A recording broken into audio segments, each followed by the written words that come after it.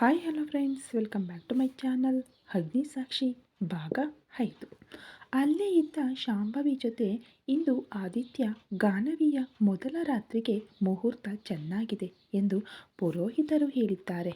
ಅದಕ್ಕೆ ಬೇಕಾದ ಏರ್ಪಾಡುಗಳನ್ನು ಹತ್ತಿರವಿದ್ದು ನೋಡಿಕೊ, ಏರ್ಪಾಡುಗಳಲ್ಲಿ ಯಾವುದೇ ವ್ಯತ್ಯಾಸ ಬರಬಾರದು ಎಂದು ಆರ್ಡರ್ ತರಹ ಹೇಳಿದ ಅತ್ತೆಯ ಮಾತು ಸೊಸೆಯಾದ ಶಾಂಭವಿ ಎದೆಯಲ್ಲಿ ಶೂಲದಂತೆ ಚುಚ್ಚಿ ಒಮ್ಮೆಲೆ ತಲೆ ಸುತ್ತಿದಂತಾಯಿತು. ಮನೆಯಲ್ಲಿ ಇಷ್ಟೆಲ್ಲ ನಡೆಯುತ್ತಿದ್ದರೂ ಆದಿ ಇದ್ಯಾವುದನ್ನು ಲೆಕ್ಕಿಸದೆ ಆಫೀಸ್ಗೆ ಹೋಗುವುದನ್ನು ನೋಡಿದ ಶಾಂಭವಿಗೆ ಏನಿದು, ಮೊನ್ನೆ ಆದಿ ವರ್ತನೆ ನೋಡಿದರೆ ಆ ಹುಡುಗಿ ಅಂದರೆ ಇಷ್ಟವಿಲ್ಲ ಅಂದುಕೊಂಡಿದ್ದೆ. ಆದರೆ ಈ ಮುದುಕಿ ಅವನ ಮೊದಲ ರಾತ್ರಿಗಾಗಿ ಇಷ್ಟೆಲ್ಲ ತಯಾರಿ ಮಾಡುತ್ತಿದ್ದರೂ ಇದ್ಯಾವುದನ್ನು ಲೆಕ್ಕಿಸದೆ ಏಕೆ ಆಫೀಸ್ಗೆ ಹೊರಟು ಹೋದ? ತಡೆಯುವ ಪ್ರಯತ್ನ ಏಕೆ ಮಾಡಲಿಲ್ಲ? ಅಂದರೆ ಆದಿಗೂ ಕೂಡ ಗಾನವಿ ಅಂದರೆ ಇಷ್ಟನಾ? ತನಗೆ ಮೊದಲ ರಾತ್ರಿಗೆ ಏರ್ಪಾಡುಗಳು ನಡೆಯುತ್ತಿವೆ ಎಂದು ತಿಳಿದು ಕೂಡ ಏನೂ ಮಾತನಾಡದೆ ಹೊರಟು ಹೋದನಾ?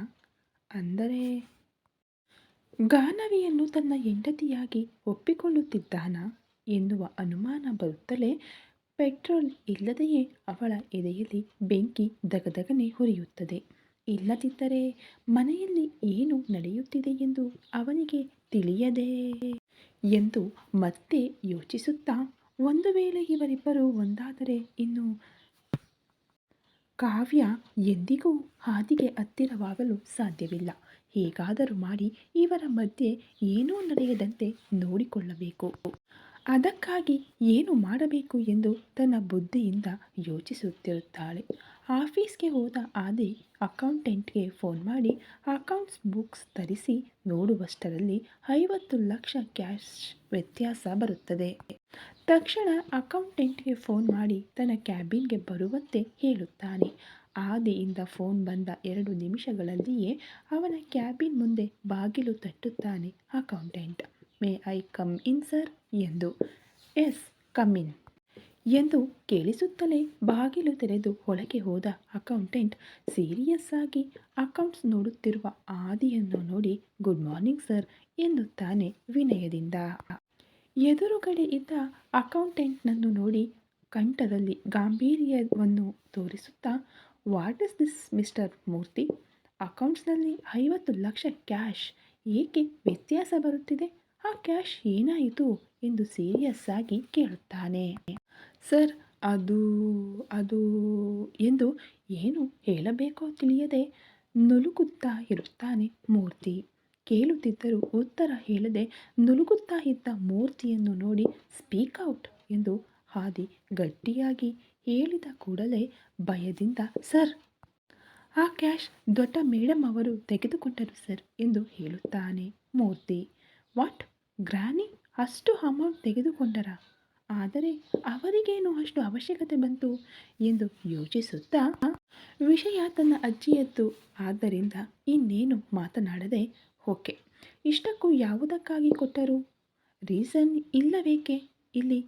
ಅಂದರೆ ಆ ಕ್ಯಾಶ್ ಯಾವುದಕ್ಕಾಗಿ ತೆಗೆದುಕೊಂಡರೋ ಅಂದಾಗ, ನಮಗೆ ಏನೂ ಹೇಳಲಿಲ್ಲ ಸರ್. ನಾನು ಕೇಳಿದರೆ ಯಾವುದಕ್ಕಾಗಿಯೋ ನಿನಗೆ ಹೇಳಬೇಕಾದ ಅವಶ್ಯಕತೆ ನನಗಿಲ್ಲ ಎಂದರು. ಅಕೌಂಟ್ಸ್ನಲ್ಲಿ ಏನು ಬರೆಯಲಿ ಮೇಡಮ್ ಎಂದು ಕೇಳಿದರೆ, ನನ್ನ ಸ್ವಂತ ಖರ್ಚಿಗಾಗಿ ತೆಗೆದುಕೊಂಡಿದ್ದೇನೆ ಎಂದು ಬರೆಯಲು ಹೇಳಿದರು ಸರ್ ಅಂದ. ವಾಟ್, ಸ್ವಂತಕ್ಕಾ ಎಂದು ಆಶ್ಚರ್ಯಪಟ್ಟು, ಅಷ್ಟು ಕ್ಯಾಶ್ ಏಕೆ ಅವಶ್ಯಕತೆ ಬಂತು ಗ್ರ್ಯಾನಿಗೆ? ಆ ಕ್ಯಾಶ್ ಏನು ಮಾಡಿದರು? ಅಸಲು ಯಾರಿಗೂ ಹೇಳದೆ ಏಕೆ ತೆಗೆದುಕೊಂಡರು ಎಂದು ಆಲೋಚನೆಯಲ್ಲಿ ಬೀಳುತ್ತಾನೆ. ಸರಿ, ಈ ಕ್ಯಾಶ್ ಯಾವಾಗ ತೆಗೆದುಕೊಂಡರು ಅಂದಾಗ, ಆದಿ ಮದುವೆಗೆ ಒಂದೇ ದಿನ ಮೊದಲು ಅಕೌಂಟೆಂಟ್ಗೆ ಫೋನ್ ಮಾಡಿ ನನಗೆ ಅರ್ಜೆಂಟಾಗಿ 50 ಲಕ್ಷ ಬೇಕು, ಯಾರ ಕೈಲಾದರೂ ಕೊಟ್ಟು ವಿದ್ಯಾಪುರಂಗೆ ಕಳುಹಿಸು, ನಾನು ಸದ್ಯ ಅಲ್ಲೇ ಇದ್ದೇನೆ ಎಂದು ಅವರು ಹೇಳುತ್ತಲೇ, ಓಕೆ ಮೇಡಮ್, ಚೆಕ್ ಯಾರ ಹೆಸರಿನ ಮೇಲೆ ಕೊಡಲಿ ಮೇಡಮ್ ಅಂದಾಗ, ನನಗೆ ಚೆಕ್ ಬೇಡ, ಕ್ಯಾಶ್ ಆಗಿ ಬೇಕು, ಅದು ಕೂಡ ತಕ್ಷಣ ಬೇಕು ಅಂದಾಗ, ಮೇಡಮ್, ಕ್ಯಾಶ್ ರೂಪದಲ್ಲಿ ಅಂದರೆ ಸ್ವಲ್ಪ ಟೈಮ್ ಹಿಡಿಯುತ್ತದೆ ಮೇಡಮ್, ಅಕೌಂಟ್ ಟ್ರಾನ್ಸ್ಫರ್ ಆದರೆ ತಕ್ಷಣ ಮಾಡುತ್ತೇನೆ, ನೀವು ಯಾರಿಗೂ ಕೊಡಬೇಕು ಅವರ ಅಕೌಂಟ್ ಡೀಟೇಲ್ಸ್ ಹೇಳಿದರೆ ನಾನು ಅವರ ಅಕೌಂಟ್ಗೆ ಟ್ರಾನ್ಸ್ಫರ್ ಮಾಡುತ್ತೇನೆ ಅಂದಾಗ ನನಗೆ ಚೆಕ್ ರೂಪದಲ್ಲಿ ಆಗಲಿ ಅಕೌಂಟ್ ಟ್ರಾನ್ಸ್ಫರ್ ಆಗಲಿ ಬೇಡ, ಕ್ಯಾಶ್ ರೂಪದಲ್ಲಿ ಮಾತ್ರ ಬೇಕು ಅನ್ನುತ್ತಾರೆ. ಅರುಂಧತಿ ಅವರು ಅಷ್ಟು ಕಡಿಮೆ ಟೈಮ್ನಲ್ಲಿ ಅಷ್ಟು ಮನಿ ಅರೇಂಜ್ ಮಾಡುವುದು ಕಷ್ಟವೇ. ಆದರೂ ಅರುಂಧತಿ ಅವರು ಕೇಳಿದ್ದರಿಂದ ಸರಿ ಮೇಡಮ್, ಅರೇಂಜ್ ಮಾಡುತ್ತೇನೆ, ಆ ಕ್ಯಾಶ್ ಏತಕ್ಕೋ ಅಂತ ಹೇಳಿದರೆ ನಾನು ಅಕೌಂಟ್ನಲ್ಲಿ ಬರೆಯುತ್ತೇನೆ ಮೇಡಮ್ ಅಂದರೆ ನನಗೆ ಕೊಟ್ಟೆ ಎಂದು ಬರೆದುಕೋ ಅಂದರು. ನಿಮಗೆ ಮೇಡಮ್ ಆದರೆ ಅಷ್ಟು ಅಮೌಂಟ್ ಯಾವುದಕ್ಕೆ ಖರ್ಚು ಮಾಡಿದಿರೋ ಬರೆಯಬೇಕು ಮೇಡಮ್, ಅದಕ್ಕೆ ನೀವು ರೀಸನ್ ಹೇಳಿದರೆ ತಕ್ಷಣ ಕಳುಹಿಸುತ್ತೇನೆ ಎಂದಾಗ, ಏನು ನಮ್ಮ ಹಣ ನಮಗೆ ಕೊಡುವುದಕ್ಕೋ ನಾನು ನಿನಗೆ ಲೆಕ್ಕ ಹೇಳಬೇಕಾ? ಲೆಕ್ಕ ಹೇಳದಿದ್ದರೆ ನನಗೆ ಕೊಡುವುದಿಲ್ಲವಾ ಎಂದು ಗಟ್ಟಿಯಾಗಿ ಹೇಳಿದರು. ಅದೇನಿಲ್ಲ ಮೇಡಮ್, ಒಂದು ಸಲ ಆದಿ ಸರ್ಗೆ ಫೋನ್ ಮಾಡಿ ಕೊಡುತ್ತೇನೆ ಮೇಡಮ್ ಅಂದರೆ, ನೀನು ಯಾರಿಗೂ ಫೋನ್ ಮಾಡುವ ಹಾಗಿಲ್ಲ, ನಾನು ಆದಿ ಅಜ್ಜಿ, ನನಗೆ ಹಣ ಕೊಡುವುದಕ್ಕೆ ಯಾರ ಪರ್ಮಿಷನ್ ಬೇಕಿಲ್ಲ ಎಂದು ನನಗೆ ಈ ದಿನ ರಾತ್ರಿಯೊಳಗೆ ಯಾವ ಪರಿಸ್ಥಿತಿ ಇದ್ದರೂ ಆ ಕ್ಯಾಶ್ ಬೇಕು, ಇಲ್ಲದಿದ್ದರೆ ನೀನು ಬೇರೆ ಕೆಲಸ ಹುಡುಕಿಕೊಳ್ಳಬಹುದು ಎಂದು ಒಂದು ಡೆಡ್ಲಿ ವಾರ್ನಿಂಗ್ ಕೊಟ್ಟು ಫೋನ್ ಇಡುತ್ತಾರೆ ಅರುಂಧತಿ ಅವರು. ಏತಕ್ಕೋ ಏನೋ ತಿಳಿದುಕೊಳ್ಳದೆ ಅಷ್ಟು ಕ್ಯಾಶ್ ಕೊಟ್ಟರೆ ಆದಿ ಕೃಷ್ಣ ಅವರು ಇಬ್ಬರೂ ಒಪ್ಪುವುದಿಲ್ಲ ಎಂದು ಮೂರ್ತಿ ಭಯಪಟ್ಟರು.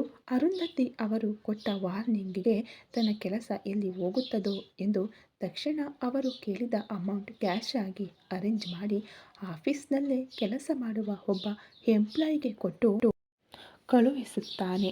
ಇದು ಸರ್ ನಡೆದದ್ದು.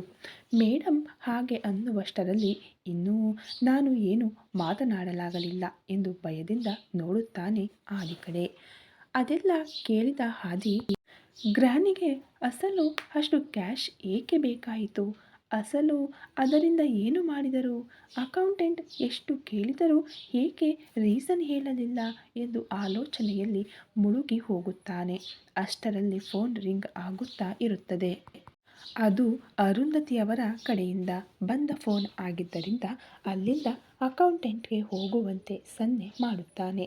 ಇದರಿಂದ ಅಲ್ಲಿಯವರೆಗೂ ಆದಿ ಏನನ್ನುತ್ತಾನೋ ಎಂದು ಹೆದರಿ ಹೋಗಿದ್ದ ಅವನು ಓಕೆ ಸರ್ ಎಂದು ತಲೆ ಆಡಿಸಿ ಉಸಿರು ಬಿಟ್ಟುಕೊಂಡು ಬದುಕಿದೆನಪ್ಪ ದೇವರೇ ಎಂದು ತಕ್ಷಣ ಅಲ್ಲಿಂದ ಹೊರಟು ಹೋದ ನಂತರ ಫೋನ್ ಲಿಫ್ಟ್ ಮಾಡಿ ಹೇಳು ಗ್ರಾನಿ ಎನ್ನುತ್ತಾನೆ.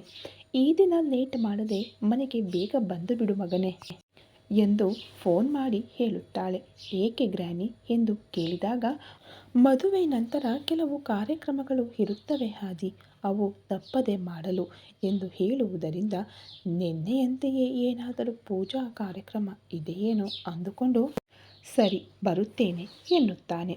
ಮೇಲಿರುವ ಆದಿಯ ಕೋಣೆಯನ್ನು ಮಲ್ಲಿಗೆ ಹೂವಿನಿಂದ ಗುಲಾಬಿ ದಳಗಳಿಂದ ತುಂಬ ಸುಂದರವಾಗಿ ಡೆಕೋರೇಟ್ ಮಾಡುತ್ತಾರೆ ಈವೆಂಟ್ಸ್ನವರು. ಅರುಂಧತಿ ಅವರು ಹೇಳಿದ್ದರಿಂದ ವಿವಿಧ ಕಡೆಗಳಲ್ಲಿ ಸಿಗುವ ಎಲ್ಲ ತರಹದ ಹೂವುಗಳೊಂದಿಗೆ ಆದಿ ರೂಮ್ ಪೂರ್ತಿ ತುಂಬಿಸುತ್ತಾರೆ. ನೋಡಲು ಒಂದು ಹೂವಿನ ತೋಟದೊಳಗೆ ಬಂದಿದ್ದೀವ ಎನ್ನುವ ಹಾಗೆ, ಒಳಗೆ ಹೋಗುತ್ತಲೇ ಯಾವುದೋ ಮತ್ತು ಆವರಿಸಿದ ಹಾಗಿರುವ ರೀತಿಯಲ್ಲಿ ರೆಡಿ ಮಾಡಿಸುತ್ತಾರೆ. ಅರುಂಧತಿ ಅವರು ಆ ಕೋಣೆಯನ್ನು ನೋಡಿ, ಅದರಲ್ಲಿ ನಡೆಯುವ ಏರ್ಪಾಡುಗಳನ್ನು ನೋಡಿ ಕಣ್ಣುಗಳಿಂದಲೇ ಕಿಡಿ ಕಾರುತ್ತಾ ಇರುತ್ತಾಳೆ ಶಾಂಭವಿ. ಶಾಂಭವಿಯನ್ನು ಕರೆದು, ಡೆಕೋರೇಷನ್ ಹೇಗಿದೆ ಶಾಂಭವಿ, ಇನ್ನೇನಾದರೂ ಬದಲಾವಣೆ ಮಾಡಬೇಕಾ ಎಂದು ಅತ್ತೆ ಕೇಳಿದಾಗ, ಇಷ್ಟು ಸುಂದರವಾಗಿ ಡೆಕೋರೇಟ್ ಮಾಡಿದ್ದಾರೆ, ಇನ್ನೂ ತೃಪ್ತಿ ಇಲ್ಲ ಈಕೆಗೆ, ಎಷ್ಟಾದರೂ ಇಷ್ಟವಾದ ಮೊಮ್ಮಗ ಅಲ್ಲವಾ, ಅದಕ್ಕೆ ಎಲ್ಲವೂ ಬೆಸ್ಟ್ ಆಗಿರಬೇಕೆಂದು ಬಯಸುತ್ತಾಳೆ ಎಂದು ಮನಸ್ಸಲ್ಲೇ ಅಂದುಕೊಳ್ಳುತ್ತಾಳೆ. ಅರುಂಧತಿ ಅವರು ಎಷ್ಟು ಕರೆಯುತ್ತಿದ್ದರೂ ಶಾಂಭವಿ ಮಾತನಾಡದೇ ಇರುವುದನ್ನು ನೋಡಿ, ನಿನ್ನನ್ನೇ ಶಾಂಭವಿ ಎಂದು ಮತ್ತೊಮ್ಮೆ ಗಟ್ಟಿಯಾಗಿ ಕರೆದಾಗ, ಆ ಅತ್ತೆಯವರೇ, ತುಂಬ ಚೆನ್ನಾಗಿದೆ ಅತ್ತೆಯವರೇ ಎಂದು ಅನ್ನುತ್ತಾಳೆ. ಆದರೆ ಇನ್ನೂ ಏನೋ ಕೆಲವು ಬದಲಾವಣೆಗಳನ್ನು ಮಾಡಲು ಹೇಳುತ್ತಾರೆ ಅರುಂಧತಿ ಅವರು. ಸರಿ ಅನ್ನುತ್ತಾರೆ ಡೆಕೋರೇಷನ್ ಮಾಡುವವರು. ಇದೆಲ್ಲ ತಿಳಿಯದ ಗಾನವಿ ಕೆಳಗಿರುವ ಗೆಸ್ಟ್ ರೂಮ್ನಲ್ಲೇ ಸೈಲೆಂಟಾಗಿ ಕುಳಿತು ಬಿಡುತ್ತಾಳೆ. ಸಾಯಂಕಾಲ ಆಗುತ್ತಾ ಇದ್ದ ಹಾಗೆ ಸೀತಮ್ಮ ಬಂದು ಅಮ್ಮ ಅವರೇ, ನೀವು ಹೀಗೆ ಬನ್ನಿ ಅಮ್ಮ, ನಿಮಗೆ ಎಣ್ಣೆ ಹಚ್ಚಿ ತಲೆ ಸ್ನಾನ ಮಾಡಿಸಲು ದೊಡ್ಡಮ್ಮ ಅವರು ಹೇಳಿದ್ದಾರಮ್ಮ ಅಂದಾಗ, ಅಜ್ಜಿ ಸ್ನಾನ ಮಾಡಿಸು ಎಂದರ. ಆದರೆ ಏಕೆ ಎಂದು ಕೇಳಬೇಕು ಅನ್ನಿಸಿದರೂ ಏನೂ ಕೇಳುವುದಿಲ್ಲ ಗಾನವಿ. ಏಕೆ ಏನು ಎಂದು ಕೇಳದೆ ಸರಿ ಅನ್ನುತ್ತಾಳೆ. ಗಾನವಿಯನ್ನು ವಾಶ್ರೂಮ್ಗೆ ಕರೆದುಕೊಂಡು ಹೋಗಿ ಮೈ ತುಂಬ ಎಳ್ಳೆಣ್ಣೆ ಹಚ್ಚಿ ಅಂಟುವಾಳು ಕಾಯಿಯ ರಸದೊಂದಿಗೆ ತಲೆ ತುಂಬ ಸ್ನಾನ ಮಾಡಿಸುತ್ತಾಳೆ ಸೀತಮ್ಮ. ತಲೆ ಸ್ನಾನ ಆಯ್ತಮ್ಮ, ಇನ್ನು ನೀವು ಮಾಮೂಲಿ ಸ್ನಾನ ಮಾಡಿ ಬನ್ನಿ ಎಂದು ಹೊರಗೆ ಹೊರಟು ಹೋಗುತ್ತಾಳೆ ಸೀತಮ್ಮ. ಸೀತಮ್ಮ ಹೋದ ಮೇಲೆ ಮತ್ತೊಮ್ಮೆ ಮಾಮೂಲಿ ಸ್ನಾನ ಮಾಡಿ ಹೊರಗೆ ಬರುತ್ತಾಳೆ ಗಾನವಿ. ನಂತರ ಒದ್ದೆಯಾಗಿರುವ ತಲೆ ಒರೆಸಿಕೊಳ್ಳುತ್ತಿದ್ದರೆ, ಹಿರಿಯಮ್ಮ ನಾನು ಒರೆಸುತ್ತೇನೆ ಎಂದು ತಲೆ ಒರೆಸಿ ಆಗಲೇ ಸಿದ್ಧ ಮಾಡಿದ್ದ ಸಾಂಬ್ರಾಣಿ ತಂದು ತಲೆಗೆ ಹಿಡಿಯುತ್ತಾಳೆ ಸೀತಮ್ಮ. ಇಷ್ಟರಲ್ಲಿ ಕೆಲಸದವಳ ಕೈಯಲ್ಲಿ ಬಿಳಿ ಸೀರೆ, ಒಡವೆಗಳು, ಹೂವು ಕೊಟ್ಟು ಕಳುಹಿಸುತ್ತಾರೆ ಅರುಂಧತಿ ಅವರು. ಅವು ಏಕೆ ಎನ್ನುವ ಹಾಗೆ ಗಾನವಿ ಮುಖ ನೋಡಿದಾಗ, ಈ ದಿನ ನಿಮ್ಮ ಮೊದಲ ರಾತ್ರಿಗೆ ಮುಹೂರ್ತ ಇಟ್ಟಿದ್ದಾರಮ್ಮ, ಅದಕ್ಕೆ ಈ ಸೀರೆ ಒಡವೆಗಳು ಅಂದಾಗ ತಾನೇನು ಕೇಳಿಸಿಕೊಂಡಳೋ ಅರ್ಥವಾಗುತ್ತಲೇ ಗಾನವಿ ನಾಚಿಕೆಯ ಮೊಗ್ಗು ಆಗುತ್ತಾಳೆ. ಗಾನವಿ ಕೆನ್ನೆಗಳಲ್ಲಿ ಹರಳುತ್ತಿರುವ ಕೆಂಪು ಛಾಯೆಯನ್ನು ನೋಡಿ, ಇವನ್ನೆಲ್ಲ ಸ್ವಲ್ಪ ಜೋಪಾನ ಮಾಡಿಕೊಳ್ಳಿ ಅಮ್ಮ, ನಮ್ಮ ಯಜಮಾನರು ಬರುವವರೆಗೆ ಅನ್ನುತ್ತಾಳೆ. ಬೆಳಿಗ್ಗೆ ರಾಯಲ್ ಲುಕ್ನಲ್ಲಿ ಇದ್ದ ಆದಿ ರೂಪ ನೆನಪಾಗಿ ನಾಚಿಕೆಯಿಂದ ಇನ್ನೂ ಮುದುಡಿಕೊಳ್ಳುತ್ತಾಳೆ. ಸ್ವಲ್ಪ ಸಮಯದ ನಂತರ ಗಾನವಿಗೆ ಅವರು ಕಳುಹಿಸಿದ ಸೀರೆ ಉಡಿಸಿ ಜಡೆಯನ್ನು ಲೂಸಾಗಿ ಹೆಣೆದು ಮಲ್ಲಿಗೆ ಹೂವು ತಲೆ ತುಂಬ ಮುಡಿಸುತ್ತಾಳೆ ಸೀತಮ್ಮ. ಅಷ್ಟರಲ್ಲಿ ಅರುಂಧತಿಯವರು ಬಂದು ಗಾನವಿಯನ್ನು ನೋಡಿ, ಆ ಒಡವೆಗಳು ಕೂಡ ಇಡು ಸೀತಮ್ಮ ಅಂದಾಗ, ಇಡುತ್ತೇನೆ ಅಮ್ಮ ಎಂದು ಅವುಗಳನ್ನು ಕೂಡ ಹಾಕಿ ಅಲಂಕರಿಸುತ್ತಾಳೆ. ಬಿಳಿ ಸೀರೆ, ಮಲ್ಲಿಗೆ ಹೂವು ಅಲಂಕರಿಸಿದ ಒಡವೆಗಳೊಂದಿಗೆ ನೋಡಲು ಬೊಂಬೆಯ ಹಾಗೆ ಇರುತ್ತಾಳೆ ಗಾನವಿ. ಆಗಲೇ ಏನು ನಡೆಯುತ್ತಿದೆ ಎಂದು ನೋಡಲು ಆ ಕೋಣೆಗೆ ಬರುತ್ತಾರೆ. ಪೂರ್ತಿಯಾಗಿ ಅಲಂಕಾರಗೊಂಡು ಸುಂದರವಾಗಿ ಕಾಣುತ್ತಿರುವ ಗಾನವಿಯನ್ನು ಒಮ್ಮೆ ನೋಡಿಕೊಂಡು, ತಮ್ಮ ಮೊಮ್ಮಗನಿಗೆ ತಕ್ಕ ಹೆಂಡತಿಯಾಗಿದ್ದಾಳೆ ಎಂದು ಇಬ್ಬರೂ ಪಕ್ಕಪಕ್ಕದಲ್ಲಿ ಇದ್ದರೆ ಆ ಶಿವ ಪಾರ್ವತಿಯರಂತೆಯೇ ಇರುತ್ತಾರೆ ಎಂದು ಮತ್ತೊಮ್ಮೆ ಹಿಗ್ಗುತ್ತಾರೆ ಅರುಂಧತಿ ಅವರು. ಒಳಗೆ ಏನು ನಡೆಯುತ್ತಿದೆ ಎಂದು ನೋಡಲು ಬಂದ ಶಾಂಭವಿ ಕಣ್ಣುಗಳನ್ನು ದೊಡ್ಡದಾಗಿ ಮಾಡಿಕೊಂಡು ಗಾನವಿಯ ಕಡೆ ನೋಡಿ, ಇದೇನಿದು ಇಷ್ಟು ಸುಂದರವಾಗಿದ್ದಾಳೆ, ಇವಳನ್ನು ಹೀಗೆ ನೋಡಿದರೆ ಹೆಂಗಸಾಗಿದ್ದರೂ ನನಗೆ ಇವಳ ಅಂದದ ಮೇಲೆ ಹೊಟ್ಟೆ ಕಿಚ್ಚು ಹಾಕುವಷ್ಟು ಸುಂದರವಾಗಿದ್ದಾಳೆ. ಇನ್ನೂ ಆದಿ ಮೊದಲೇ ವಯಸ್ಸಿನಲ್ಲಿ ಇರುವವನು ಅಲ್ಲದೆ, ಗಾನವಿ ಈಗ ಅವನ ಹೆಂಡತಿ, ಅವಳ ಮೇಲೆ ಅವನಿಗೆ ಸರ್ವ ಹಕ್ಕುಗಳಿವೆ. ಮದುವೆ ಮಾಡಿಕೊಳ್ಳುವಾಗ ಇಷ್ಟವಿಲ್ಲದಿದ್ದರೂ ಈಗ ಇಷ್ಟು ಸುಂದರವಾದ ಹೆಂಡತಿಯನ್ನು ಪಕ್ಕದಲ್ಲಿ ಇಟ್ಟುಕೊಂಡು ನಿಗ್ರಹ ಕಳೆದುಕೊಳ್ಳದೆ ಇರಲು ಸಾಧ್ಯವೇ? ಆದರೂ ಈ ಮುದುಕಿ ಆದಿ ಬೆಡ್ರೂಮನ್ನು ಅಷ್ಟು ಚೆನ್ನಾಗಿ ಡೆಕೋರೇಟ್ ಮಾಡಿಸಿದ್ದಾಳೆ. ಒಂದು ಕಡೆ ಮಲ್ಲಿಗೆ, ಇನ್ನೊಂದು ಕಡೆ ಗುಲಾಬಿಗಳು. ಮಲ್ಲಿಗೆಯ ಪರಿಮಳ ಮೂಗಿಗೆ ಮತ್ತೇರಿಸುತ್ತಿದ್ದರೆ, ಇನ್ನೊಂದು ಕಡೆ ಗುಲಾಬಿಯ ಘಮಲು ಎದೆಯಲ್ಲಿ ತಳಮಳ ಹುಟ್ಟಿಸುತ್ತಿದ್ದರೆ, ಸುಂದರವಾದ ಹೆಂಡತಿ ಎದುರಿಗೆ ಅಪ್ಸರೆಯಂತೆ ಕಾಣುತ್ತಿದ್ದರೆ, ಯಾವ ಗಂಡಸಾದರೂ ಎಲ್ಲಿಯವರೆಗೆ ಕಂಟ್ರೋಲ್ನಲ್ಲಿ ಇರುತ್ತಾನೆ? ಇವಳನ್ನು ಹೀಗೆ ನೋಡಿ ಏನೂ ಮಾಡದೆ ಏಕೆ ಸುಮ್ಮನಿರುತ್ತಾನೆ? ಆದರೂ ಹಾಗೆ ಆಗಬೇಕೆಂದೇ ಅಲ್ವಾ ಈಕೆಯು ಬೆಳಿಗ್ಗೆಯಿಂದ ಇಷ್ಟೊಂದು ಹಾರಾಡಿದ್ದು? ಅಯ್ಯೋ, ನಾನು ಅಂದುಕೊಂಡಿದ್ದು ಏನಾದರೂ ನಡೆದರೆ ನನ್ನ ಕತೆ ಮುಗಿದಂತೆಯೇ. ಆಸ್ತಿಗೆ ವಾರಸುದಾರ ಆದಿ ಆದ್ದರಿಂದ ಆಫೀಸ್ನಲ್ಲಿ ಅವನು ರಾಜ್ಯಭಾರ ಮಾಡಿದರೆ, ಮನೆಯಲ್ಲಿ ಈ ಮಹಾರಾಣಿ ದರ್ಬಾರ್ ನಡೆಸುತ್ತಾಳೆ. ಅದಕ್ಕೆ ಈ ಮುದುಕಿ ತಾನ ತಂದಾನ ಎನ್ನುತ್ತಾಳೆ. ಆಗ ನನ್ನ ಬದುಕು ಕೆಲಸದವಳ ಹಾಗೆ ಆಗುತ್ತದೆ ಎಂದು ಏನೇನೋ ನಡೆದು ಹೋದಂತೆ ತನ್ನನ್ನು ಎಲ್ಲರೂ ಕೆಲಸದವಳ ಹಾಗೆ ನೋಡುತ್ತಿರುವಂತೆ ಊಹಿಸಿಕೊಳ್ಳುವಷ್ಟರಲ್ಲಿ, ತಾನು ಅಂದುಕೊಂಡಿದ್ದೆಲ್ಲ ದೃಶ್ಯ ರೂಪದಲ್ಲಿ ಕಾಣಿಸಿದಾಗ ತಲೆ ತಿರುಗಿ ಬೊಂಬೆ ಕಾಣಿಸುತ್ತದೆ ಶಾಂಭವಿಗೆ. ನೋ ನೋ ನೋ, ಹಾಗೆ ಆಗಲು ಬಿಡುವುದಿಲ್ಲ, ನಾನು ಆಗ ಕೊಡುವುದಿಲ್ಲ ಎಂದು ಜೋರಾಗಿ ಹುಚ್ಚು ಹಿಡಿದವರಂತೆ ಕಿರುಚುತ್ತಾ ಇದ್ದರೆ ಇಲ್ಲಿಯವರೆಗೂ ಚೆನ್ನಾಗಿಯೇ ಇದ್ದು ಇದ್ದಕ್ಕಿದ್ದಂತೆ ಹುಚ್ಚಿಯ ಹಾಗೆ ಕಿರುಚುತ್ತಿರುವ ಶಾಂಭವಿಯನ್ನು ನೋಡಿ ಒಮ್ಮೆಗೆ ಬೆಚ್ಚಿ ಬೀಳುತ್ತಾರೆ. ಅಲ್ಲಿರುವ ಮೂವರು. ಕೂಡಲೇ ಅರುಂಧತಿ ಅವರು ಶಾಂಭವಿಯನ್ನು ಹಿಡಿದು ಶಾಂಭವಿ ಶಾಂಭವಿ ಎಂದು ಕರೆಯುವಷ್ಟರಲ್ಲಿ ಕನಸಿನ ಲೋಕದಿಂದ ಹೊರಗೆ ಬಂದು ಅಲ್ಲಿರುವ ಮೂವರನ್ನು ಹುಚ್ಚು ದೃಷ್ಟಿಯಲ್ಲಿ ನೋಡುವಷ್ಟರಲ್ಲಿ ಏನಾಯಿತು ನಿನಗೆ? ಏನಾದರೂ ದೆವ್ವ ಗಿವ್ವ ಹಿಡಿಯಿತಾ? ಇದ್ದಕ್ಕಿದ್ದಂತೆ ಹಾಗೆ ಕಿರುಚುತ್ತಿದ್ದೀಯಾ ಎಂದು ಅರುಂಧತಿಯವರು ತಕ್ಷಣ ಏನು ಹೇಳಬೇಕೋ ತಿಳಿಯದೆ ಏನೋ ಕೆಟ್ಟ ಕನಸು ಬಿತ್ತು ಅತ್ತೆಯವರೇ ಎಂದು ಹೇಳಲು, ಏನು ಹಗಲೊತ್ತಲ್ಲೇ ನಿಂತುಕೊಂಡು ಕನಸು ಕಾಣ್ತಾ ಇದ್ದೀಯಾ ಎಂದು ಅನ್ನುವಷ್ಟರಲ್ಲಿ ಕ್ಷಮಿಸಿ ಅತ್ತೆಯವರೇ ಎನ್ನುತ್ತಾಳೆ. ನಿನ್ನ ಕ್ಷಮಾಪಣೆಗಳು ಇಲ್ಲಿ ಯಾರಿಗೂ ಬೇಕಿಲ್ಲ. ಆದರೆ ಅತ್ತ ಇತ್ತ ಸುಮ್ಮನೆ ತಿರುಗಾಡದೆ ಸ್ವಲ್ಪ ಕೆಲಸ ಮಾಡು. ಆಗ ಕನಿಷ್ಠ ಹಗಲು ಹೊತ್ತಿನಲ್ಲಾದರೂ ಕನಸು ಬರದೇ ಇರುತ್ತವೆ. ಅಂದಾಗ ಯಾವಾಗ ನೋಡಿದರೂ ಏನು ಕೆಲಸ ಮಾಡುತ್ತಿಲ್ಲ ಎಂದು ನನ್ನನ್ನು ಹೀಯಾಳಿಸುವುದೇ ಸರಿಯಾಗಿದೆ ಇವಳಿಗೆ ಎಂದು ಮತ್ತೊಮ್ಮೆ ಅತ್ತೆಯನ್ನು ಮನಸ್ಸಿನಲ್ಲೇ ಬೈದುಕೊಳ್ಳುತ್ತಾಳೆ ಶಾಂಭವಿ.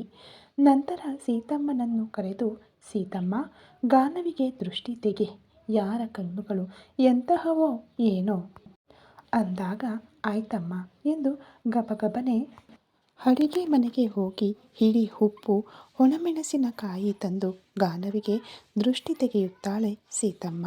ಅತ್ತೆ ತನ್ನ ಬಗ್ಗೆಯೇ ಹೇಳಿದ್ದಾಳೆ ಎಂದು ತಿಳಿಯದ ಸಣ್ಣ ಮಗುವೇನೂ ಅಲ್ಲ ಶಾಂಭವಿ. ಈ ಮುದುಕಿ ನನ್ನನ್ನು ಹೀಯಾಳಿಸಲು ಯಾವ ಅವಕಾಶವನ್ನು ಬಿಡುವುದಿಲ್ಲ ಎಂದು ಅಂದುಕೊಂಡು, ಆದರೂ ನೀನು ಎಷ್ಟೇ ಮಾಡಿದರೂ ಗಾನವಿಯನ್ನು ನನ್ನಿಂದ ತಪ್ಪಿಸಿ ಆದಿಯ ಹೆಂಡತಿಯಾಗಿ ಎಂದಿಗೂ ಉಳಿಸಲಾರೆ ಎಂದು ಕುತಂತ್ರದಿಂದ ಅಂದುಕೊಳ್ಳುತ್ತಾಳೆ ಶಾಂಭವಿ. ಶಾಂಭವಿಯ ಮುಖಭಾವ ನೋಡಿ ಅವಳು ಮನಸ್ಸಿನಲ್ಲಿ ಏನು ಅಂದುಕೊಳ್ಳುತ್ತಿದ್ದಾಳೆ ಎಂದು ಊಹಿಸಿ, ಇವಳು ಈ ಜನ್ಮಕ್ಕೆ ಬದಲಾಗಲ್ಲ ಎಂದು ಅಂದುಕೊಳ್ಳುತ್ತಾರೆ ಅರುಂಧತಿಯವರು. ಹಾಗೆ ಯಾರ ಯೋಚನೆಗಳನ್ನು ಅವರು ಮಾಡುತ್ತಿದ್ದರು. ಆದರೆ ಹೊರಗಡೆ ಮಾತ್ರ ತನ್ನ ಭಾವನೆಗಳನ್ನು ತಿಳಿಯಗೊಡದೆ ತುಂಬ ಸುಂದರವಾಗಿದ್ದೀಯ ಗಾನವಿ ಎಂದು ಅಣುಕಿಸುತ್ತಾ ಬೆರಳು ಮುರಿದು ದೃಷ್ಟಿ ತೆಗೆಯುತ್ತಿರುವ ಹಾಗೆ ನಟಿಸುತ್ತಾಳೆ ಶಾಂಭವಿ. ಶಾಂಭವಿಯ ಮನಸ್ಸಿನಲ್ಲಿರುವ ಕೊಳೆ ಸ್ವಲ್ಪವೂ ತಿಳಿಯದ ಗಾನವಿ ಅವಳನ್ನು ತನ್ನ ತಾಯಿಯ ಹಾಗೆಯೇ ಭಾವಿಸುತ್ತಾಳೆ. ಆದರೆ ಶಾಂಭವಿ ಮಾತ್ರ ಒಂದು ಕಡೆ ಗಾನವಿಯ ಸೌಂದರ್ಯ, ಮತ್ತೊಂದು ಕಡೆ ಅರುಂಧತಿಯವರು ಅವಳಿಗೆ ಕೊಟ್ಟಿರುವ ಒಡವೆಗಳನ್ನು ನೋಡಿ ಗಾನವಿಯ ಮೇಲೆ ಕೋಪವನ್ನು ಮತ್ತಷ್ಟು ಬೆಳೆಸಿಕೊಳ್ಳುತ್ತಾಳೆ. ಇಷ್ಟು ವರ್ಷವಾದರೂ ನನಗೆ ಒಂದು ಸಲವೂ ಒಂದೇ ಒಂದು ಒಡವೆಯನ್ನು ಕೊಡಲಿಲ್ಲ. ಆದರೆ ಆದಿ ಹೆಂಡತಿ ಬಂದ ತಕ್ಷಣ ಇಡೀ ಮನೆಯನ್ನೇ ದೋಚಿಕೊಡುತ್ತಾಳೆ ಎಂದು ಅಂದುಕೊಳ್ಳುತ್ತಾಳೆ. ಅರುಂಧತಿ ಅವರು ಸುಂದರವಾಗಿದ್ದ ಗಾನವಿಯ ರೂಪವನ್ನು ಮತ್ತೊಮ್ಮೆ ತೃಪ್ತಿಯಾಗಿ ನೋಡಿಕೊಂಡು, ಸೀತಮ್ಮ, ಗಾನವಿಗೆ ಊಟ ಇಲ್ಲಿಗೆ ತೆಗೆದುಕೊಂಡು ಬಾ. ಈ ರೂಮ್ನಿಂದ ಹೊರಗೆ ಬರಲು ಬಿಡಬೇಡ ಎಂದು ಮತ್ತೊಮ್ಮೆ ಹೇಳುತ್ತಾರೆ. ಆಯ್ತಮ್ಮ ಎಂದು ಹೇಳಿ ಸೀತಮ್ಮ ತಲೆ ಆಡಿಸುತ್ತಲೇ, ಸರಿ, ಈಗ ನಾವು ಹೊರಡೋಣ ಬನ್ನಿ ಎಂದು ಹೇಳಿ ಶಾಂಭವಿಯನ್ನು ಕರೆದುಕೊಂಡು ಹೊರಗೆ ಹೊರಟು ಹೋಗುತ್ತಾರೆ ಅರುಂಧತಿ ಅವರು. ಸೀತಮ್ಮ ಕೂಡ ಹೊರಗೆ ಕೆಲಸ ಇರುವುದರಿಂದ ನೀವು ಇಲ್ಲೇ ಇರಿ ಅಮ್ಮ, ನಿಮಗೆ ಏನಾದರೂ ಬೇಕಾದರೆ ನನ್ನನ್ನು ಕರೆಯಿರಿ, ನಾನು ತಕ್ಷಣ ಬರುತ್ತೇನೆ ಎಂದು ಹೇಳಿ ಹೊರಗೆ ಹೋಗುತ್ತಾಳೆ. ಆದರೆ ಸೀತಮ್ಮ ಈ ದಿನ ಅವರ ಮೊದಲ ರಾತ್ರಿ ಎಂದು ಹೇಳಿದಾಗಿನಿಂದ ಒಂದು ಕಡೆ ಮನದೊಳಗೆ ಸಿಹಿಯಾದ ಊಹೆಗಳು ಮೂಡುತ್ತಿದ್ದರೂ ಮತ್ತೊಂದು ಕಡೆ ಭಯ ಕೂಡ ಇರುತ್ತದೆ ಗಾನವಿಯಲ್ಲಿ. ಇದುವರೆಗೂ ಅವರು ನನ್ನ ಕಡೆ ಒಮ್ಮೆಯೂ ನೋಡಿದ್ದಿಲ್ಲ, ಕನಿಷ್ಠ ಒಂದು ಮಾತು ಕೂಡ ಮಾತನಾಡಿದ್ದಿಲ್ಲ. ನನ್ನನ್ನು ಇಷ್ಟಪಟ್ಟು ಮದುವೆ ಮಾಡಿಕೊಂಡಿದ್ದಾರೋ ಇಲ್ಲವೋ ಕೂಡ ತಿಳಿಯದು ಎಂಬ ಭಯ ಒಳಗೊಳಗೆ ಇರುತ್ತದೆ ಗಾನವಿಗೆ. ಏನೇ ಆದರೂ ಇವತ್ತು ತನ್ನ ಗಂಡನ ಜೊತೆ ಸಂತೋಷವಾಗಿ ತನ್ನ ಹೊಸ ಜೀವನವನ್ನು ಪ್ರಾರಂಭಿಸಬೇಕು ಎಂದು ಅಂದುಕೊಳ್ಳುತ್ತಾಳೆ. ಪೂರ್ತಿಯಾಗಿ ತನ್ನ ಸರ್ವಸ್ವವನ್ನು ತನ್ನ ಗಂಡನಿಗೆ ಅರ್ಪಿಸಿ ಬಾಲ್ಯದಿಂದಲೂ ಯಾರ ಪ್ರೀತಿಯನ್ನು ನೋಡದ ಗಾನವಿ ತನ್ನ ಗಂಡನ ಪ್ರೀತಿಯನ್ನು ಪೂರ್ತಿಯಾಗಿ ಪಡೆಯಬೇಕು ಎಂದು ಅಂದುಕೊಳ್ಳುತ್ತಾಳೆ. ಮನೆಯಲ್ಲಿ ನಡೆಯುತ್ತಿರುವುದು ಯಾವುದೂ ತಿಳಿಯದ ಹಾದಿ ಇದ್ದಕ್ಕಿದ್ದಂತೆ ತನ್ನ ಅಜ್ಜಿ 50 ಲಕ್ಷ ಹಣವನ್ನು ಏಕೆ ತೆಗೆದುಕೊಂಡರು, ಆದರೆ ಅದು ಏಕೆ ತೆಗೆದುಕೊಂಡರು ಎಂದು ಕೂಡ ಯಾರಿಗೂ ಹೇಳಲು ಏಕೆ ಇಷ್ಟಪಡಲಿಲ್ಲ ಅಕೌಂಟೆಂಟ್ ಹತ್ತಿರ ಅಷ್ಟು ಹಠ ಹಿಡಿದು ಚೆಕ್ ಕೂಡ ಬೇಡ, ನನಗೆ ಕ್ಯಾಶ್ ರೂಪದಲ್ಲೇ ಬೇಕು ಎಂದು ಏಕೆ ಕೇಳಿದರು ಎಂಬ ಆಲೋಚನೆಗಳೊಂದಿಗೆ ಒದ್ದಾಡುತ್ತಿದ್ದಾನೆ ಆದಿ. ಆದರೂ ಇಲ್ಲಿ ಅಲ್ಲದೆ ವಿದ್ಯಾಪುರದಲ್ಲಿ 50 ಲಕ್ಷದ ಅವಶ್ಯಕತೆ ಏಕೆ ಬಂತು ಎಂದು ಅಲ್ಲಿರುವ ಮ್ಯಾನೇಜರ್ಗೆ ಫೋನ್ ಮಾಡುತ್ತಾನೆ. ಅಲ್ಲಿ ಮ್ಯಾನೇಜರ್ ಯಾವಾಗಲೂ ಇಲ್ಲದಿರುವುದು ಆದಿಯಿಂದ ಫೋನ್ ಬಂದಾಗ, ಚಿಕ್ಕ ಯಜಮಾನರು, ಏನಿದು ಇಷ್ಟು ವರ್ಷಗಳಲ್ಲಿ ಯಾವಾಗಲೂ ಇಲ್ಲದಿರುವುದು, ನನಗೆ ಫೋನ್ ಮಾಡುತ್ತಿದ್ದಾರೆ ಎಂದು ಅಂದುಕೊಂಡು ಫೋನ್ ಲಿಫ್ಟ್ ಮಾಡಿ ಹಲೋ ಯಜಮಾನರೇ ಎಂದಾಗ ಅವರನ್ನು ಹೇಗೆ ಕೇಳಬೇಕೋ ಏನೆಂದು ಕೇಳಬೇಕೋ ಅರ್ಥವಾಗದೆ, ಒಂದೆರಡು ನಿಮಿಷ ಕಾಯ್ದು ಹೇಗಿದ್ದೀರಾ ಚಾರಿ ಅವರೇ ಎಂದು ಕೇಳುತ್ತಾನೆ. ಅವರ ವಯಸ್ಸಿನಲ್ಲಿ ಆದಿಗಿಂತ ತುಂಬ ದೊಡ್ಡವರು. ಅಲ್ಲಿನ ಮನೆ ವ್ಯವಹಾರಗಳೆಲ್ಲವನ್ನು ಕೂಡ ಅವರೇ ನೋಡಿಕೊಳ್ಳುತ್ತಾ ಇರುತ್ತಾರೆ. ಇಲ್ಲಿಯವರೆಗೂ ಅಕೌಂಟ್ಸ್ನಲ್ಲಿ ಯಾವುದೇ ವ್ಯತ್ಯಾಸ ಬರಲು ಬಿಟ್ಟಿಲ್ಲ. ಆದಿ ಅವರ ತಾತನವರು ಇದ್ದಾಗಿನಿಂದ ಅವರು ಕೆಲಸ ಮಾಡುತ್ತಿದ್ದಾರೆ. ತುಂಬ ನಂಬಿಕಸ್ಥರು. ಕೃಷ್ಣ ಅವರು ಕೂಡ ಅವರೊಂದಿಗೆ ತುಂಬ ಗೌರವದಿಂದ ಮಾತನಾಡುತ್ತಾರೆ. ಅದಕ್ಕೆ ಅವರ ಮೇಲೆ ಅಷ್ಟು ಗೌರವ ಆದಿಗೆ. ಆತುರಪಟ್ಟು ಒಂದೇ ಒಂದು ಮಾತನ್ನು ಜಾರುವುದಿಲ್ಲ. ನಾವು ಚೆನ್ನಾಗಿಯೇ ಇದ್ದೀವಿ ಎಂದು ಹೇಳಿ, ಒಂದು ಸಣ್ಣ ಮಾಹಿತಿ ಬೇಕು ಚಾರಿ ಅವರೇ, ಆದರೆ ಈ ವಿಷಯ ನಾನು ಕೇಳಿದೆ ಅಂತ ಯಾರಿಗೂ ತಿಳಿಯಬಾರದು ಅಂದಾಗ, ಸರಿ ಯಜಮಾನರೇ ಹೇಳಿ ಎಂದು ಕೇಳುತ್ತಾರೆ ಚಾರಿ ಅವರು. ಅಜ್ಜಿ ಅಲ್ಲಿಗೆ ಬಂದಾಗ 50 ಲಕ್ಷ ಕ್ಯಾಶ್ ಇಲ್ಲಿಂದ ತೆಗೆದುಕೊಂಡು ಬರುವಂತೆ ಹೇಳಿದರು. ಅಲ್ಲಿ ಆ ಕ್ಯಾಶ್ನಿಂದ ಏನು ಮಾಡಿದರು? ಏನಾದರೂ ಜಮೀನು ಆಗಲಿ ತೋಟವಾಗಲಿ ಕೊಂಡರಾ? ಇಲ್ಲದಿದ್ದರೆ ಯಾರಿಗಾದರೂ ಕೊಟ್ಟರಾ? ಅಸಲು ಅಜ್ಜಿ ಊರಿನಲ್ಲಿ ಯಾರ್ಯಾರನ್ನ ಭೇಟಿಯಾದರು? ಮಾಹಿತಿ ಹೇಳಬಲ್ಲಿರಾ ಅಂದಾಗ, 50 ಲಕ್ಷ ಹಣನಾ? ಏನೋ ನನಗಂತೂ ಏನೂ ತಿಳಿಯದು, ಆದರೆ ವಿಚಾರಿಸಿ ಹೇಳುತ್ತೇನೆ ಎಂದು ಹೇಳಿ ಅನ್ನುತ್ತಾರೆ ಚಾರಿ ಅವರು. ಹೇಗಾದರೂ ವಿಚಾರಿಸಿಕೊಳ್ಳಿ, ನನಗೆ ಮಾಹಿತಿ ತುಂಬ ಅವಶ್ಯಕ, ಆದಷ್ಟು ಬೇಗ ವಿಚಾರಿಸಿ ನನಗೆ ಹೇಳಿ ಎಂದು ಮತ್ತೊಮ್ಮೆ ಹೇಳುತ್ತಾನೆ ಆದಿ. ಸರಿ ಯಜಮಾನರೇ, ನೀವು ಅಷ್ಟು ಸಲ ಹೇಳಬೇಕಾ? ಕೂಡಲೇ ವಿಚಾರಿಸಿ ಹೇಳುತ್ತೇನೆ ಎಂದು ಹೇಳಿ ಫೋನ್ ಇಡುತ್ತಾರೆ ಚಾರಿ ಅವರು. ತನ್ನ ಕೋಣೆಯಲ್ಲಿರುವ ಕಾವ್ಯಾಗೆ ಅವಳ ಫ್ರೆಂಡ್ಸ್ ಫೋನ್ ಮಾಡುತ್ತಾರೆ. ಅವಳು ಲಿಫ್ಟ್ ಮಾಡಿದಾಗ, ಹೋ ಗಾಡ್, ಈಗಲಾದರೂ ಲಿಫ್ಟ್ ಮಾಡಿದೆಯಾ? ಅಸಲು ನಿನ್ನೆಯಿಂದ ಏನಾಗಿ ಹೋಗಿದೆಯೇ ಎಂದು 4 ಬೈದು, ಇದುವರೆಗೂ ಒಂದೇ ಒಂದು ಫೋನ್ ಕೂಡ ಇಲ್ಲ ಎಂದು ಅಂದಾಗ, ಏನು ಹೇಳಲಿ ಬಿಡು, ಇಲ್ಲಿ ನನ್ನ ಪರಿಸ್ಥಿತಿ ಎಂದು ಮನಸ್ಸಿನಲ್ಲಿ ಅಂದುಕೊಂಡು ಹೇಳು, ಅದಕ್ಕೆ ಅಷ್ಟು ಸಲ ಮಾಡಿದೆಯಾ? ಇಂದು ನಮ್ಮ ಸಾಕೇತ್ ಹುಟ್ಟುಹಬ್ಬ, ಅದಕ್ಕೆ ನಮ್ಮೆಲ್ಲರಿಗೂ ಪಾರ್ಟಿ ಕೊಡಿಸುತ್ತಾನಂತೆ. ನಿನಗೆ ಎಷ್ಟು ಸಲ ಫೋನ್ ಮಾಡಿದರೂ ನೀನು ಲಿಫ್ಟ್ ಮಾಡಲಿಲ್ಲವಂತೆ, ಅದಕ್ಕೆ ನಿನಗೆ ಫೋನ್ ಮಾಡಿ ಹೇಳಲು ಹೇಳಿದ. ನಾವು ಎಲ್ಲರೂ ಕೂಡ ಪಾರ್ಟಿಗೆ ಹೋಗುತ್ತಿದ್ದೇವೆ, ನೀನು ಕೂಡ ಬರುತ್ತೀಯಾ ಅಲ್ವಾ ಎಂದು ಹೇಳುತ್ತಾರೆ. ಪಾರ್ಟಿ ಅಂದಾಗ ಶಾಂಭವಿ ಹೇಳಿದ ಮಾತುಗಳೆಲ್ಲ ಮತ್ತೆ ಮರೆತು ಹೋಗುತ್ತದೆ ಕಾವ್ಯಾಗೆ. ಇಷ್ಟಕ್ಕೂ ಎಲ್ಲೇ ಪಾರ್ಟಿ ಎಂದು ಕೇಳುತ್ತಾಳೆ.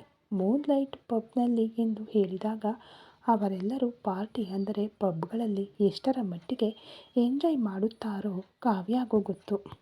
ಅದಕ್ಕೆ ನಾನು ಕೂಡ ಬರುತ್ತೇನೆ ಅನ್ನುತ್ತಾಳೆ. ಎಷ್ಟೊತ್ತಿಗೆ ಬರಬೇಕೋ ಟೈಮ್ ಹೇಳಿ, ಮತ್ತೆ ಮರೆಯಬೇಡ ಎಂದು ಫೋನ್ ಇಡುತ್ತಾಳೆ ಅವಳ ಫ್ರೆಂಡ್ಸ್ ಪಾರ್ಟಿಗೆ ಕರೆಯುವಾಗ ಶಾಂಭವಿಗೆ ತಿಳಿಯದ ಹಾಗೆ ಪಾರ್ಟಿಗೆ ಹೇಗೆ ಹೋಗುವುದು ಎಂದು ಆಲೋಚಿಸುತ್ತಾ ಕಳೆಯುತ್ತಾಳೆ ಕಾವ್ಯ. ಈ ಸಲ ಏನಾದರೂ ರಾತ್ರಿ ವೇಳೆ ನಾನು ಹೊರಗೆ ಹೋದ ಹಾಗೆ ಅತ್ತೆಗೆ ತಿಳಿದರೆ ನನ್ನನ್ನು ಕೊಂದು ಬಿಡುತ್ತಾಳೆ. ಅತ್ತೆಗೆ ಯಾವುದೇ ಅನುಮಾನ ಬರದ ಹಾಗೆ ಹೋಗಬೇಕು ಎಂದು ಅಂದುಕೊಳ್ಳುತ್ತಾಳೆ. ಅದಕ್ಕಾಗಿ ಏನು ಮಾಡಬೇಕೋ ಹೇಗೆ ಮಾಡಬೇಕೋ ಆಲೋಚಿಸುತ್ತಾ ಇರುತ್ತಾಳೆ. ಸಾಯಂಕಾಲ ಪಾರ್ಟಿಗಾಗಿ ಯಾವ ಡ್ರೆಸ್ ಹಾಕಿಕೊಳ್ಳಬೇಕು ಎಂದು ಈಗಿನಿಂದಲೇ ಆಲೋಚಿಸುತ್ತಾ ಕಬೋರ್ಡ್ಸ್ ಪೂರ್ತಿ ಹುಡುಕುತ್ತಾಳೆ. ರೆಡ್ ಕಲರ್ ಮೊಣಕಾಲುವರೆಗೂ ಇರುವ ಒಂದು ಡ್ರೆಸ್ ತೆಗೆದುಕೊಂಡು, ಈ ಡ್ರೆಸ್ ಆದರೆ ಪಾರ್ಟಿಗೆ ಸೂಪರ್ ಆಗಿ ಇರುತ್ತದೆ ಎಂದು ಅಂದುಕೊಳ್ಳುತ್ತಾ ಅದನ್ನು ತೆಗೆದು ಪಕ್ಕದಲ್ಲಿ ಇಟ್ಟುಕೊಳ್ಳುತ್ತಾಳೆ. ಅದರ ಮೇಲೆ ಮ್ಯಾಚಿಂಗ್ ಆಗಿ ಹಾಕಿಕೊಳ್ಳಬೇಕಾದವುಗಳನ್ನೆಲ್ಲ ಕೂಡ ತೆಗೆದು ಒಂದು ಕಡೆ ಇಟ್ಟುಕೊಳ್ಳುತ್ತಾಳೆ. ಆದಿ ಫೋನ್ ಮಾಡುವುದು ಮುಗಿದಾಗ ಯಾರೋ ಅವನ ಕ್ಯಾಬಿನ್ ಡೋರ್ ನಾಕ್ ಮಾಡುತ್ತಾರೆ. ಮೇ ಐ ಕಮಿಂಗ್ ಸರ್ ಎಂದು. ಅದು ದೀಪಕ್ ಧ್ವನಿ ಎಂದು ಗುರುತಿಸಿದ ಆದಿ, ಏನು ಇವನು ಹೊಸದಾಗಿ ಪರ್ಮಿಷನ್ ಕೇಳುತ್ತಿದ್ದಾನೆ ಎಂದು ಅಂದುಕೊಂಡು ಕಮ್ಮಿನ್ ಎಂದು ಹೇಳುತ್ತಾನೆ ಸೀರಿಯಸ್ ಆಗಿ. ಒಳಗೆ ಹೋದ ದೀಪಕ್ ಕೆಲವು ಫೈಲ್ಸ್ ಆದಿ ಮುಂದೆ ಇಟ್ಟು, ಇವುಗಳ ಮೇಲೆ ನಿಮ್ಮ ಸಹಿ ಬೇಕು ಸರ್ ಎಂದು ಹೇಳುತ್ತಾನೆ. ದೀಪಕ್ನನ್ನು ಒಂದು ದೃಷ್ಟಿಯಲ್ಲಿ ನೋಡಿ, ಯಾಕೆ ಇಷ್ಟು ಓವರ್ ಆ್ಯಕ್ಷನ್ ಮಾಡುತ್ತಿದ್ದೀಯಾ ಎಂದು ಕೇಳುತ್ತಾನೆ ಆದಿ. ಈ ಕತೆ ಇನ್ನು ಮುಂದುವರಿಯುವುದು ಫ್ರೆಂಡ್ಸ್. ದಯವಿಟ್ಟು ಸ್ಟೋರಿ ಇಷ್ಟ ಆಗ್ತಾ ಇದ್ದರೆ ಲೈಕ್ ಮಾಡಿ, ಶೇರ್ ಮಾಡಿ, ಕಮೆಂಟ್ ಮಾಡಿ, ಹಾಗೆ ಸಬ್ಸ್ಕ್ರೈಬ್ ಮಾಡಿಕೊಂಡು ವಿಡಿಯೋ ನೋಡಿ. ಹಾಗೆ ಹೊಸಬ್ರು ಯಾರೆಲ್ಲ ನೋಡ್ತಾ ಇದ್ದೀರಾ, ಮೆಂಬರ್ಶಿಪ್ ತಗೊಳ್ಳಿಲ್ಲ ಅಂದರೆ ಈಗಲೇ ಹೋಗಿ ಮೆಂಬರ್ಶಿಪ್ ತಗೊಳ್ಳಿ. Thank you so much.